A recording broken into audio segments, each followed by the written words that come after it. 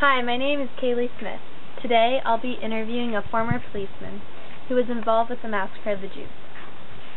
My name is Gustav, and I am 86 years old. So Gustav, how were you involved in the mass murder of the Jews?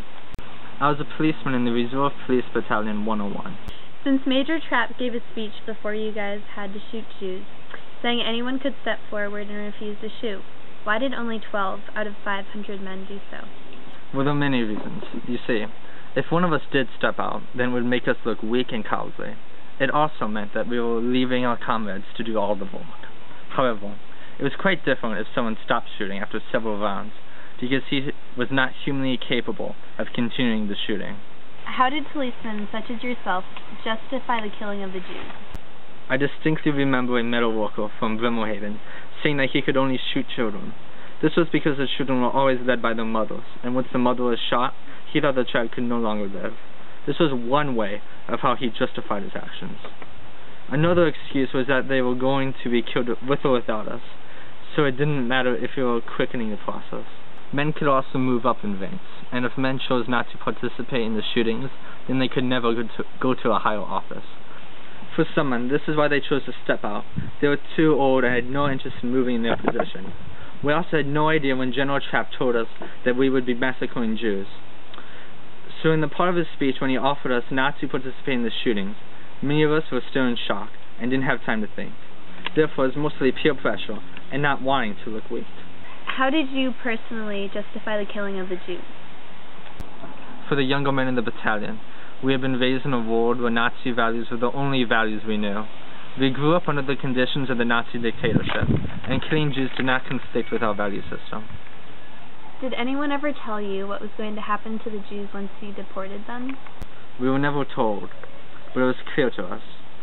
We suspected that they would be killed in some sort of camp. Did anyone in the battalion ever refuse to shoot Jews? For most of the men to adopt nonconformist behavior was simply absurd. It was easier for them to shoot.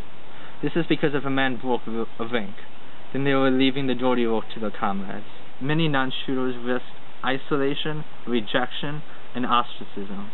However, some men initially missed while they were shooting at the Jews, or not shooting at a Jew if the rest of his comrades shared some values. Therefore, the racism and exclusion of the Jewish community made it easier for the policemen to conform to the norms of their immediate community. From your perspective, can you tell us what the Jew hunt was? This is when the Jews that had previously escaped were found in the woods and shot. One Jewish hunt took place in the Kostu Forest in the fall of 1942. Although Jews were the main targets, we were also allowed to kill any Russian prisoners that escaped from war. Who gave you information regarding the Jewish hiding places, and what occurred after you found them?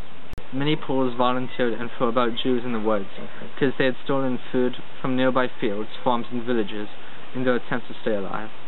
Once they were found, many policemen would throw grenades in the openings, and if anyone survived, they would be forced to lie face down and be shot in the neck. What happened at the Arntefest massacre in Lublin and Poniatowa? It was here in Lublin where a great massacre took place. It was here on November 3rd, when the beginning of the shootings of 16,500 to 18,000 Jews took place. I remember 2 trucks blaring music to drain out the shootings from the barracks. I remember seeing rows of Jews being forced to lie down directly on top of those who had just been shot, and then the shooter would then fire at its next victims. Thanks for watching my interview, and I hope you learned a lot from it.